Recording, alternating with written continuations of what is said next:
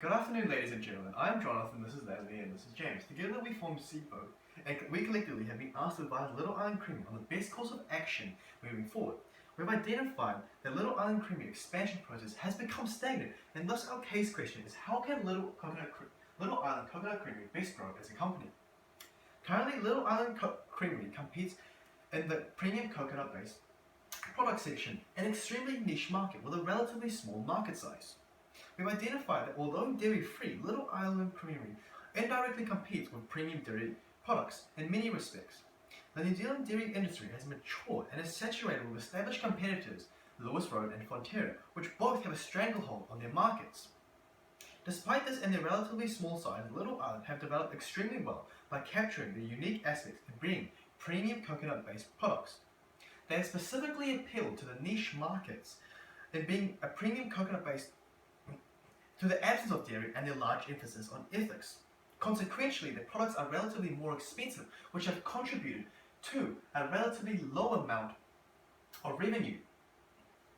However, Little Island does have a lot of aspects that provide an excellent base to grow from, including an established coconut dealer from Cibo that encourages fair trade and an efficient distribution network within New Zealand. Together, we have identified two key issues that are the barriers to Little Island's growth and proposed two immediate strategies for the coming year. We believe that although a long-term plan may be implementable, Little Island's issues are short-term and thus require short-term resolutions. The first issue that we have identified is that Little Island is not capturing the potential marketing opportunities through social media. In comparison to their indirect competitors, they have far less likes and also followers. This shows that they only target specific segments currently, and that there is a massive customer base which has not yet been exploited. We have created a strategy whereby Little Island uses Instagram famous and celebrity people accounts to endorse their products by posting pictures of their milk or ice cream. Instagram famous people have a large follower base which gives us larger public exposure.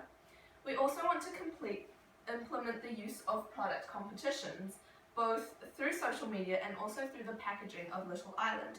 This promotional strategy will propel customer impulse purchases and make them perceive the purchase as more worthwhile.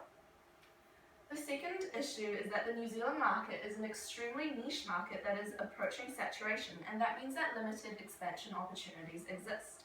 The products are in already 80% of the supermarkets, and once the market is completely saturated, Little Island will have to look overseas to expand their product.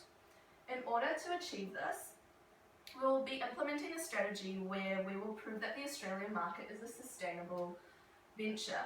This is because it consists of a one-year program that will provide us the best base for the future.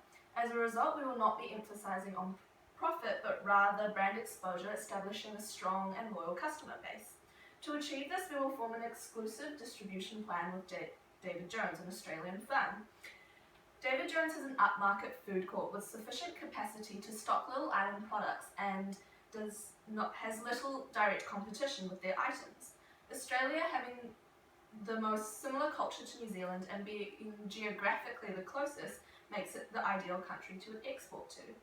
Having an exclusivity deal means that there is only one place where Little Island products can be purchased. The first of these two branches will require us first making contact and then making a mutually beneficial agreement with Insta-famous people, which we regard as people with 1,000 or more followers. Each Instagram will make a post showcasing their product as shown, and will be advertising our Samoa and money competitions from branch 2. This is done in exchange for free bottles of milk and an ice cream box. This enables us to exchange tangible or for more valuable intangible goods of advertising. Furthermore, we aim to reach our target audience of the upmarket and relatively wealthy young adult and teenage markets, specifically teenage girls, a large segment of the market which will largely be on social media. We will start recruiting 25 people per day until we have a collection of people that we can continually contact to make continued posts.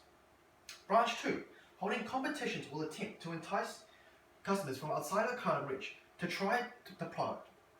Using codes on the left, customers can enter online via Little Island's website and thus expose customers to the Little Island brand and their wide range of products. The competition will run for 3 months and occur twice in the first year. The prices available will be 15 multiples of $1,000 cash prize and a single $5,000 trip, all all-covered expense to Samoa. Samoa, the ideal location for a competition such as this, as this is the source location for Little Island's coconuts, and it also gives insight into the Little Island's company, and also their ethical procedures.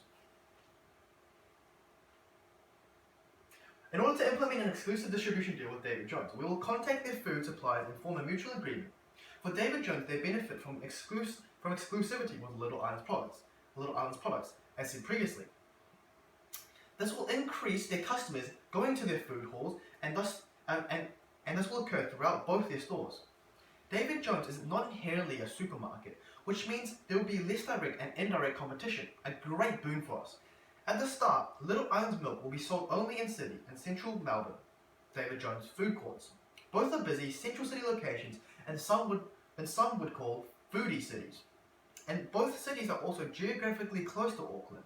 This makes transport as fast and cheap as possible, and since we are utilising a food supply, all we need to worry about is the delivery system. Both stores already have refrigerated storage, and thus there is very limited cost to both stores. Customers that buy food from David Jones are also perfect for our customer base, as they are the upmarket and typically stopping in for lunch people. Our goal is, through both stores, to have 40 units of milk sold per day, which is an extremely small assumption.